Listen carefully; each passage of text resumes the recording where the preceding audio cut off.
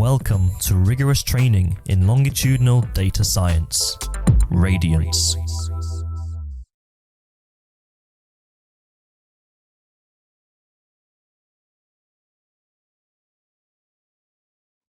Hello, and welcome to the Introduction to Triangulation. My name is Vincent. I am a research fellow in causal methods for public health applications from the Great Ormond Street Institute of Child Health at University College, the University of London. I am presenting on behalf of the Rigorous Training in Longitudinal Data Science team, also known as Radiance, who produce a variety of materials on longitudinal data science. Just a quick note before we start. This course is best suited for those who have an existing understanding of epidemiological study designs and methods and want to build on top of their existing knowledge. You may find courses and lectures on the Radiance website which go into further details about the epidemiological study designs and methods. Throughout this lecture, I will be using numbered references, with a bibliography being the final slide. So let's jump into the Introduction to Triangulation. There are three objectives to this lecture. By the end, you should be able to answer the following questions. Number 1. What is triangulation and why is it needed? Number 2. What is the triangulation framework? And number 3. Where has triangulation been used in the scientific literature? So, we will start off with the big question and the reason why you are here. What is triangulation and why is it needed? Triangulation is a multi-cohort analysis approach. I will go into detail on what that means in a future slide. As stated by Lawler, Tilling, and Smith in their 2016 paper, Triangulation in Etiological Epidemiology.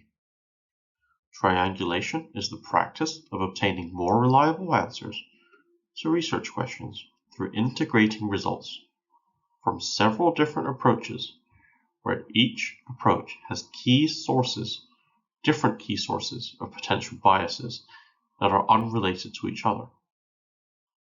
With respect to the causal question in etiological epidemiology, if the results of different approaches point to the same conclusion, this strengthens our confidence in the finding. Triangulation aims to integrate data from different methodological approaches with different biases to exploit these differences to draw qualitative conclusions. The triangulated result is often a qualitative conclusion, not a quantitative one. That is to say, we can only say whether a treatment reduces the risk of an outcome or not. We can see here from our illustration where the word triangulation comes from. Traditionally, engineers, sailors, and a variety of disciplines use the properties of triangles to calculate the distance between two objects or places using two known angles. In the modern day, this is updated and is calculated using distance instead of angles and is called trilateration. But the key here is that we are using multiple sources of data and multiple methods to see whether they all point to the same conclusion. Now I've introduced you to what triangulation is. Let's see how it differs from other multi-cohort analytic approaches. This figure is taken from O'Connor, Spry, Patton et al. From their 2022 paper, Better Together, Advancing Life Course Research for Multi-Cohort Analytic Approaches. Triangulation, on the middle bottom row, emphasizes the strength of a result, especially when different data and different methods, i.e. different biases, leads towards a similar conclusion. We can see this is achieved by conducting analyses separately in each cohort, using methods that have different sources of bias. On the other hand, pooled data analysis, which is shown on the top left, uses combined data sets prior to being analyzed using the same method. The differences in the origin of the data is often adjusted for using the cohort as a covariate. Furthermore, a two-step individual participant and meta-analysis can be done by aligning the analyses, including the data collection and the methodology in each cohort, and then meta-analyzing the results to increase the robustness of the point estimate and whether these results differ across settings. We can see that in the middle column of the top row.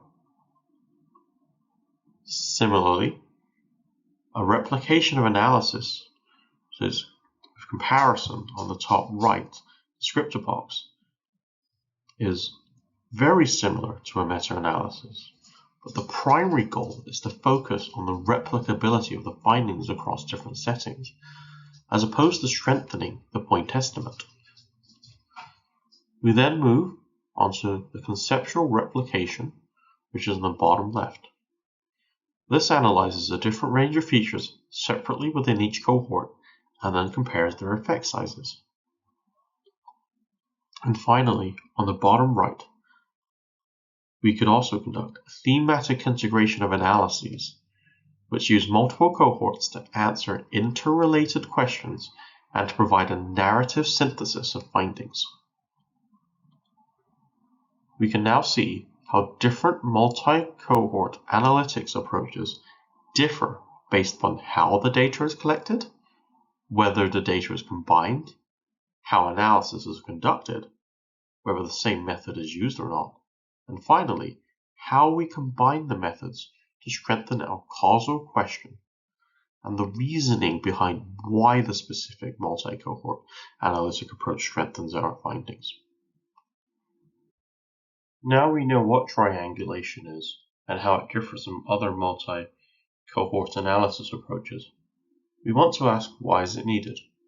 Well, we're often taught that the gold standard for answering a causal question is a double-blinded randomized controlled trial. When we say causal question, we often mean the comparative effectiveness of whether introducing an exposure changes an outcome when compared to not being introduced to the same exposure. For example, we might ask, do statins reduce the risk of cardiovascular events? In epidemiology, we often break this down further into the population, the intervention, the comparison, the outcomes, and the timing components. But for the purposes of this lecture, we will talk about whether an exposure reduces the risk of an outcome. Going back to randomized controlled trials, we consider these the gold standard due to the randomization process, which reduces the risk of uncontrolled confounding, resulting in similar baselines at the start of follow-up. However, randomized controlled trials are not always feasible and have some of their own weaknesses. For example, they can be unethical, as they may require the withholding of much-needed treatment, and randomized controlled trials are often resource-intensive in terms of the financial resources, the time, and the number of individuals we require to draw confidence conclusions. So what else could we do? Well, as some of you may know, there are alternative methods to conducting randomized controlled trials. As previously mentioned, we could conduct a meta-analysis, or even a Cochrane review, which is often considered the top of the hierarchy of evidence in epidemiology. Unfortunately, it is not always feasible either, as we may not have studies which are heterogeneous enough. For example, one might measure prevalence of a disease, whilst the other might measure the incidence of a disease. Or the exposure duration or the follow-up times may differ, which may lead to drastically different results. We could conduct an observational studies, but these are prone to biases such as uncontrolled confounding, which I will explain later. What I think from the slides on the multi-cohort analytics approach should hint at is that one study design is often not enough. And this is one of the reasons why we need triangulation, because one study isn't enough and one design isn't enough. But before we move on to what is the triangulation framework, let's remind ourselves of the type of biases we often see in causal inference. Later in this lecture, we will state which study designs experiences which biases. The following are some of the suggestions from Hamilton and Munafo's 2021 paper, Causal Inference with Observational Data, the Need for Triangulation of Evidence. Whilst this is not an exhaustive list of biases, it reminds us of the limitations of causal inference. One of the most known biases is uncontrolled confounding. That is, when we have failed to or are unable to account for all confounders, i.e., the common causes behind an exposure and an outcome, and this often results in what we call residual confounding. A simple example of this might be not controlling for socioeconomic status between those who do not and those who consume small amounts of alcohol on a variety of outcomes. Methodologically, uncontrolled confounding could impact a variety of statistical methods, such as regression adjustment, propensity score-based methods, such as inverse probability weighting, as well as causal methods, such as the parametric G-formula, amongst many other methods. Secondly, reverse causality is also another threat to causal inference, where pre-existing symptoms of an outcome could actually cause the exposure. For example, pre-existing morbidity may lead to alcohol abstinence. And furthermore, selection biases may also impact our studies as well, even randomized controlled trials. Often, population-level vaccination efforts, such as the flu vaccine, are trialed on young individuals without comorbidities. Therefore, the results from these trials are often over-exaggerated when compared to pragmatic effectiveness when they are deployed on a larger population, those who are older, perhaps with comorbidities, who are more in need of the vaccine. And finally, one of the major groups of biases, as noted by Hamilton and Munafo, is measurement bias, where errors exist in the collection of the data. For example, self-reporting on socially undesirable activities such as smoking and drinking are often underreported. Hamilton and Munafo therefore argue that in the presence of all these biases, and even more biases, it is important to get an answer from multiple sources of data and methods, and this is one of the reasons why we need triangulation. So far, we've discussed what triangulation is, why it is needed, and let's move on to one approach for formally conducting a triangulation study, often known as the triangulation framework. Lawler, Tilling, and Smith proposed in their 2016 paper, Triangulation in Etiological Epidemiology, a framework to apply when conducting a triangulation study. This framework consists of 5 minimum criteria for a triangulation study to be valid in etiological epidemiology.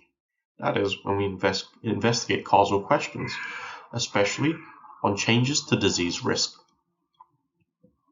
Firstly, the triangulation should consist of results from at least 2 studies, ideally more, which use different approaches leading to different and unrelated key sources of bias.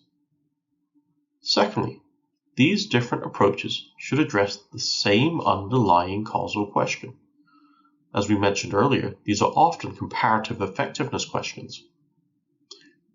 Thirdly, for each approach, the duration and timing of the exposure should be assessed and taken into account when comparing the results. Fourthly, for each approach, the key sources of biases should be explicitly acknowledged. And finally, for each approach and each bias, we should state the direction that bias would impact the true estimate, whether it is an overestimation, an underestimation, or whether it is an appropriate estimation. Ideally, our biases from different methods should impact the results in opposing directions. This way, we can rule out the fact that the triangulated result is either purely overestimating or purely underestimating. Therefore, we could say with more confidence that in the presence of under and overestimation, that the results from a triangulated studies are consistent, assuming they are. To demonstrate these 5 components, we will walk through the same example, which is Lawler's triangulation of Ferenc et al. The overall causal question here is, what is the cumulative effect of lower systolic blood pressure on coronary heart disease risk. Before we jump into Ferenc et al.'s triangulation, I would like to demonstrate from the Lawler paper how they have described multiple approaches with different and unrelated sources of biases as required and suggested by the first component of their triangulation framework.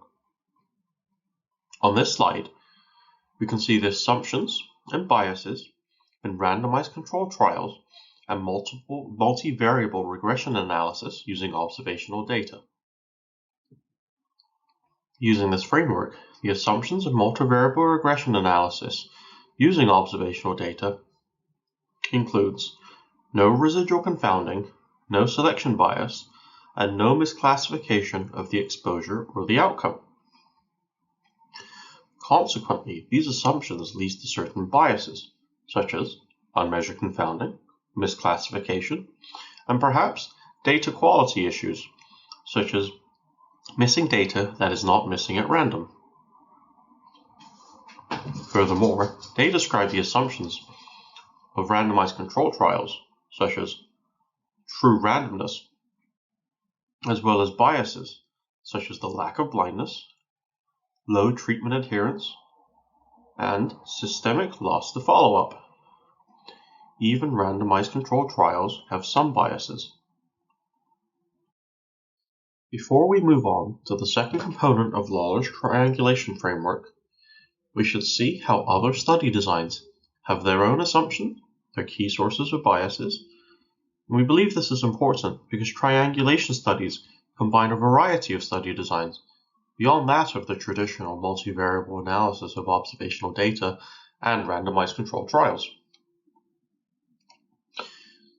We will start off with a very brief introduction to instrumental variable analysis.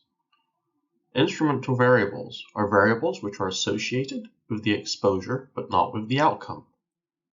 The main assumption of this study design is that the instrumental variable is only related to the outcome through the exposure and not via any other causal path. Therefore, the key source of bias is that the instrumental variable is not a true instrumental variable. And before you can conduct this sort of analysis, there needs to be true evidence of this, a priori. Furthermore, even if there exists a true instrument, weak instruments exist, and these are those instruments which have a small association to the exposure. And evidence suggests that this would bias the results towards the null. An applied variation of instrumental variable analysis using results from a genome-wide association study is often known as Mendelian randomization. In further slides, we will see Mendelian randomization being triangulated to understand the causal estimate of the impact of blood pressure on coronary heart disease risk and warfarin usage on mortality. Similarly to instrumental variable analysis, one of the key sources of bias is whether the instrument, or in this case, a gene, is a true instrument or not. In Mendelian randomization studies, this is known as horizontal pleiotropy. Finally, we will also talk about natural experiments, where the exposures often occur at the population level. An example of this could be the introduction of a smoking ban in a city, with delays being introduced to other cities. Population statistical methods that model this might be a difference in difference analysis, with assumptions such as the populations being comparable, with the exception of the naturally occurring exposure, or quasi-randomized exposure. However, the key source of bias here is that the populations might be different. Furthermore, it is important to understand whether there might be any co-interventions which occurred. For example, whether the city However, the unexposed city had an increased cigarette tax during follow-up. Alternatively, if the recording of cigarette consumptions were different between the cities. Finally, natural experiments may experience ecological fallacy if they are triangulated with individual analyses, as natural experiments are often conducted at the population level. These past two slides are not an exhaustive list of study approaches, nor an explanation of their design, assumptions, or key sources of biases, but they help us to think how we can apply the triangulation framework when we need to apply them to our own study designs. The second component of triangulation requires different approaches answering the same underlying causal question.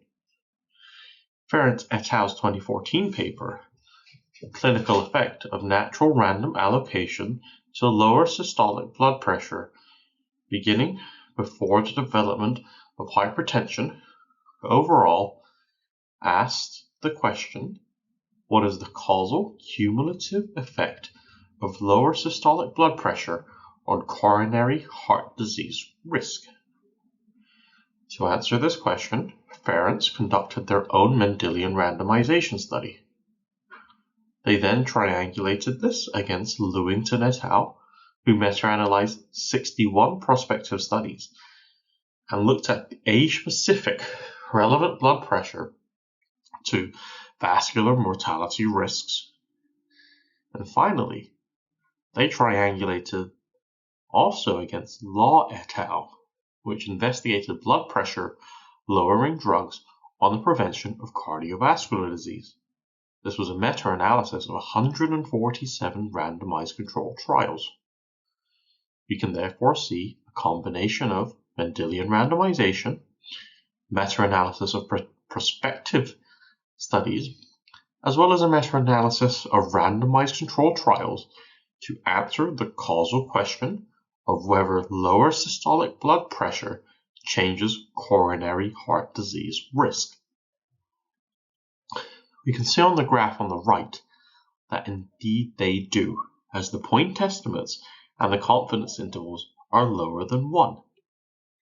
However, we can see that the range of the point estimates between the Mendelian randomization studies, i.e. the top two, are somewhat different from the prospective meta-analysis as well as the RCT meta-analysis, the bottom two. To investigate this discrepancy, we will need the third component of triangulation. Continuing on with Lawler's triangulation of Ferrant et al., we now look at the third component of triangulation, which takes into consideration the exposure time. By doing so, we can now see a linear relationship between the exposure length and a proportional risk reduction between lower systolic blood pressure and coronary heart disease.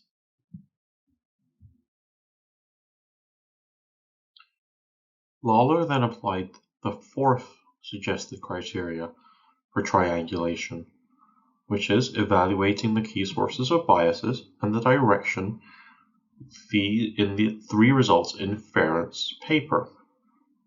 Firstly, Lawler believed that residual confounding likely exaggerated the effects of lower blood pressure on coronary heart disease using a meta-analysis of prospective studies. Similarly, they also believed the meta-analysis of RCTs also over-exaggerated the role of lowering blood pressure on CHD risk. And finally, they believed that Mendelian randomization study was unlikely to have major biases through the use of a variety of sensitivity analyses. For further details on sensitivity analyses, please check out the Radiance course on sensitivity analysis. The importance of this is that it allows us to understand the results of conflicting truths if they were to arise. That is, where different studies produce different results going in different directions. by explicitly acknowledging the sources of bias and the directions of these biases, we might be able to design and iterate further studies that overcome such biases, and we will discuss this in an example later. And as we stated, ideally these biases should be in the opposite direction. That is, one might exaggerate the effect, whilst another underestimates the effect. And this is the fifth recommendation as part of Lawler's proposed triangulation framework. This allows us to be more confident that our triangulated result isn't biased in a single direction, but in the presence of opposing biases, we have more confidence in our triangulated summary, as we can say our summary is stable even when biased. That is, if it is stable. So far, we have learned what triangulation is, why it is needed, how we implement it using Lawler's triangulation framework. Now let's see where else it is used in the scientific literature. But before we do that, I just want to bring your attention to the graph below, which shows the growth in articles in PubMed which mention triangulation. We can see an increase between 2017 with a peak in 2022. Our first example is by Lai et al. In their 2021 paper, An Informatics Consult Approach for Generating Clinical Evidence for Treatment Decisions. In this paper, the authors did not use the word triangulation specifically, but they did triangulate 3 study designs, which included an observational study, Mendelian randomization study, and a systematic review consisting of other observational studies. The causal question in this was whether warfarin usage reduced the risk of stroke or all-cause mortality. Now, if we remember, observational studies are potentially impacted by uncontrolled confounding, whilst genes in Mendelian randomization studies may experience horizontal pleiotropy. Systematic reviews themselves are comprised of studies which may have their own biases. In this study, a triangulation summary showed that warfarin usage reduced all-cause mortality and reduced the risk of stroke. The results are shown in a summary which we can see on the right-hand side. At the top, we can see the overall summary suggesting lower all-cause mortality in warfarin users and lower stroke risk amongst warfarin users. Furthermore, we can see the breakdown by method, including the fact that there were no randomized controlled trials, either reporting or recruiting. What is interesting about this study is that the summaries were presented to clinicians and it was very well received, where 27 out of 34 clinicians believe such information should be made available within their electronic healthcare system to aid them in providing evidence-based healthcare and medicine. In our second example, continuing from Lawler's 2016 paper, they conducted a triangulation study of 4 designs, which included multivariable regression using observational data, a cross-context comparison, a Mendelian randomization study, and an instrumental variable analysis.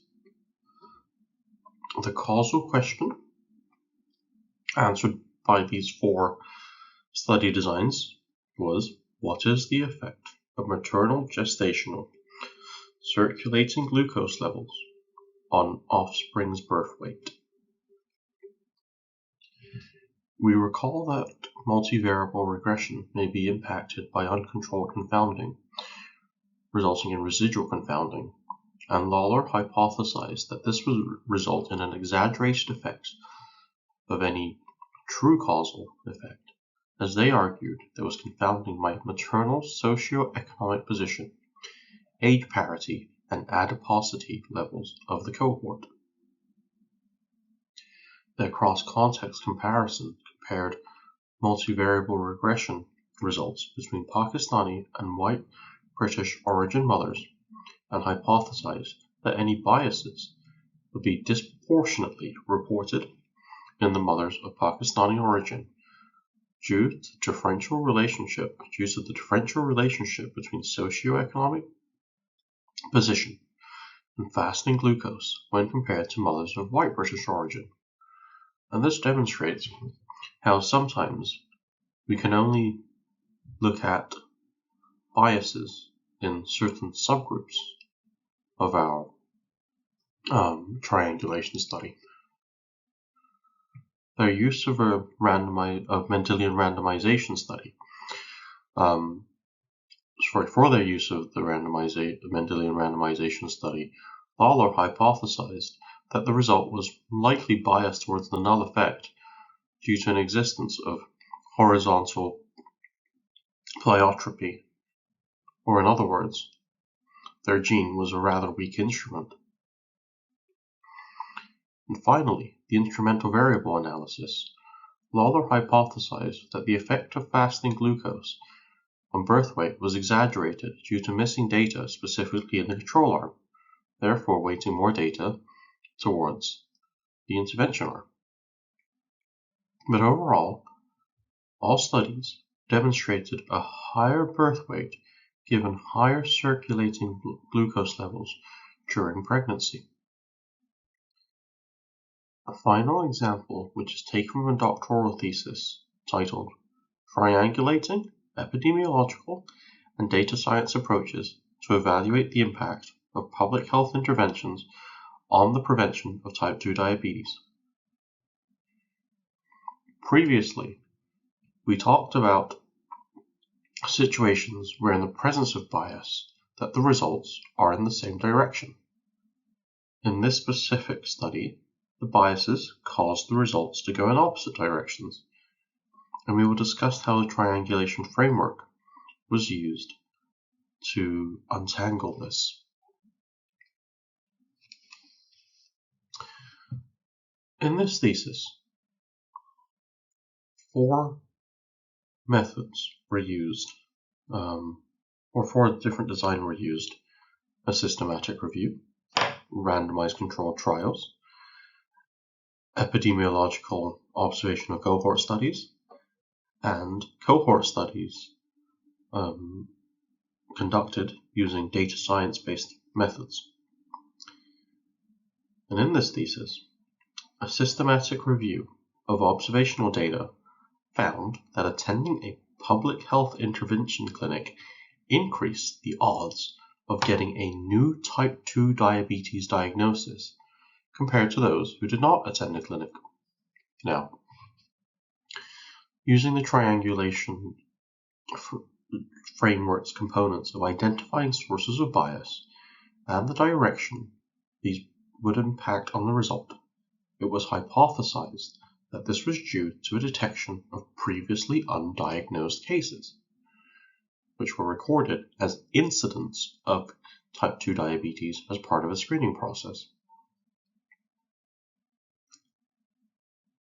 To validate this, observational cohorts were conducted to emulate the screening process of a public health intervention, in which case similar point estimates to the systematic reviews were found.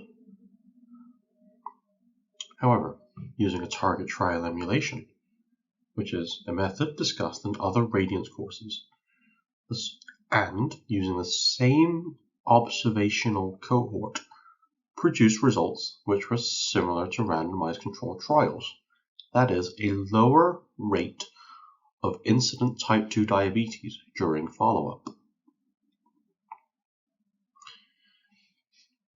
In this case, the triangulation framework was used in this thesis to create a narrative, starting from a systematic review whose biases demonstrated higher rates of detection of type 2 diabetes through public health intervention programs to observational studies which validated the biases in these systematic reviews. And then moving on to randomized controlled trials and emulated trials using the same observational cohort, which demonstrated a preventative effect.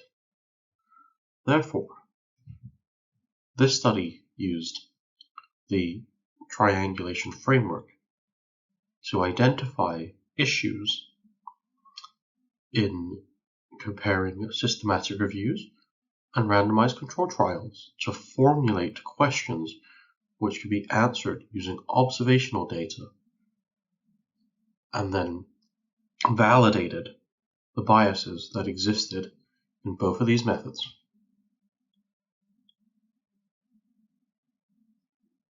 As the goal of public health interventions is to either prevent or delay the onset of type 2 diabetes, this study looked at the log hazard ratio as a function of follow-up time since the start of follow-up, which we can see on the graph on the right.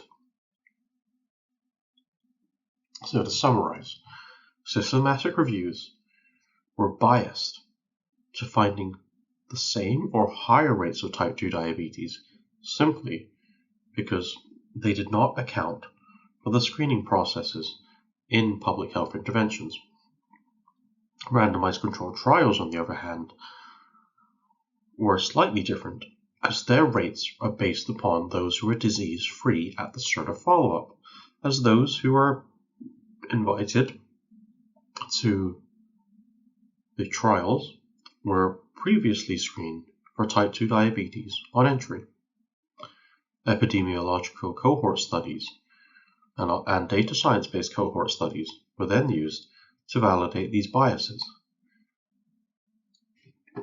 So overall, the findings were that public health interventions not only detected previously undiagnosed cases of type 2 diabetes as part of a screening process, which could reduce disease progression, but public health intervention programs also reduced the incidence of type 2 diabetes in disease-free, high-risk individuals at the start of follow-up up to 15 years of follow-up. To conclude, triangulation has the potential to improve causal inferences, that is, the evaluation of comparative effectiveness of exposure levels on certain outcomes. We saw this when results from using different data, different methods, which are impacted by different biases, can point towards results in the same direction. Furthermore, triangulation can help us understand why the evidence can be conflicting sometimes, and it also helps us develop further research which may resolve these conflicts. We saw this in the third example, where systematic reviews and randomized controlled trials disagreed, and observational studies were used to understand the different biases behind these. And furthermore, we have evidence that providing triangulated summaries is favorable amongst clinicians, and in an era of evidence-based medicine and constantly new evidence, I believe this is very important, especially as part of translational medicine. Further work is, however, needed to provide quantifiable measures.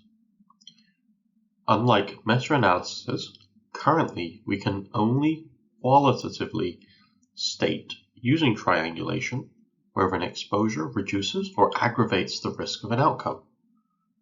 However, currently, academic colleagues at the University of Bristol are investigating methods to triangulate and produce a quantifiable outcome.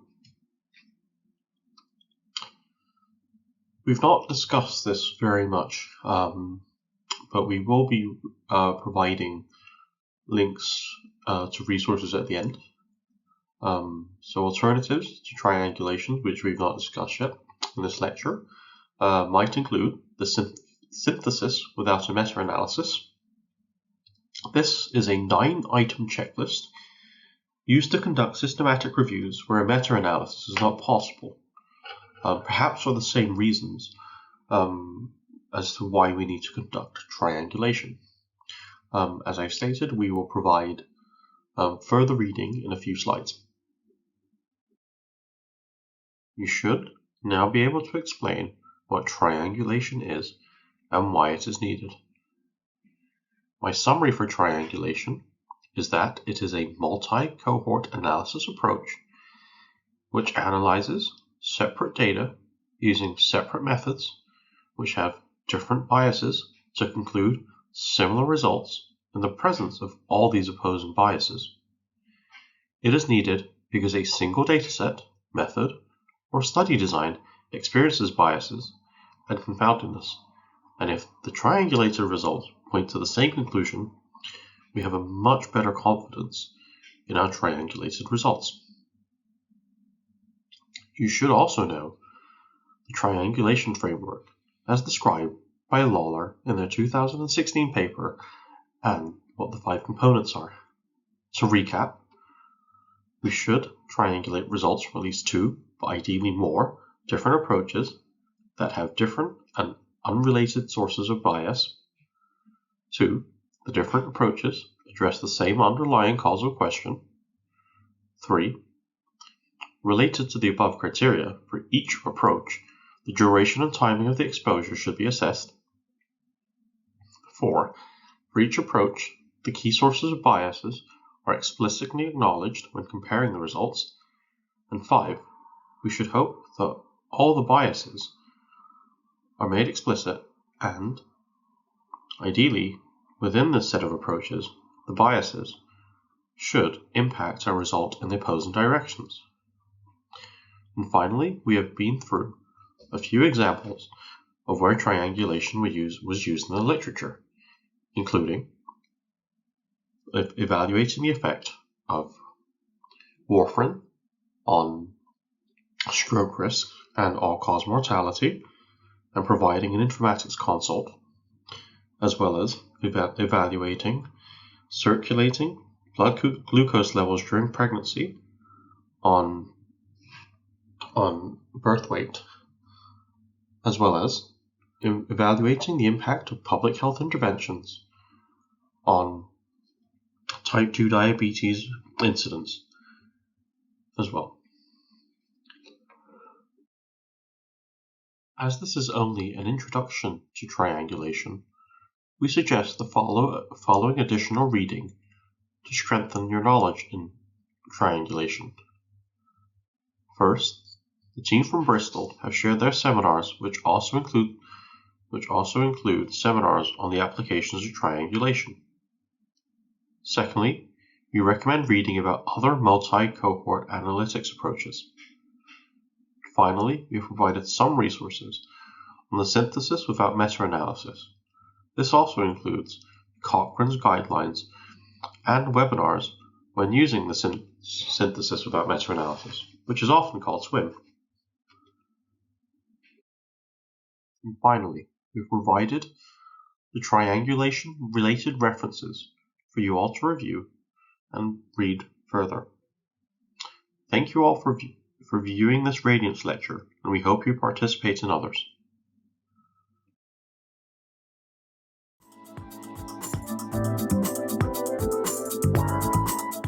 Thank you for watching.